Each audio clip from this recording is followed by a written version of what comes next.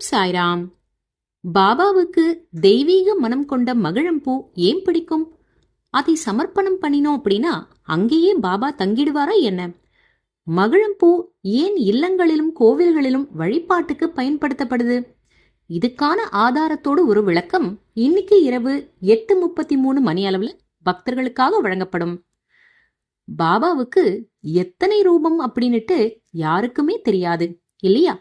ஷீரடியில இருந்துகிட்டு அவர் எத்தனை ரூபத்தை எடுத்து எத்தனை பக்தர்கள் வீட்டுக்கு போனாரு அப்படின்றத நம்ம படிச்சிருக்கோம். அதுல அவருடைய ஒரு ரூபத்தை நம்ம கூடயே வச்சுப்போமா? அது சூட்சமமா எப்படி செய்யறது? குரு நம்முடைய வீட்டுல தங்கணும் அப்படின்னா அவருக்கான அந்த பணிவிடைகளை ரொம்ப ரொம்ப கவனமா நம்ம செய்யணும். அதனால ரொம்ப முக்கியமான இந்த பதிவை பக்தர்கள் தவற விடாதீங்க. தயவு செஞ்சு இந்த பதிவை பார்க்கும்படி தாழ்மையோடு கேட்டுக்கிறோம். நன்றி. ஜெய் சாய்ராம்.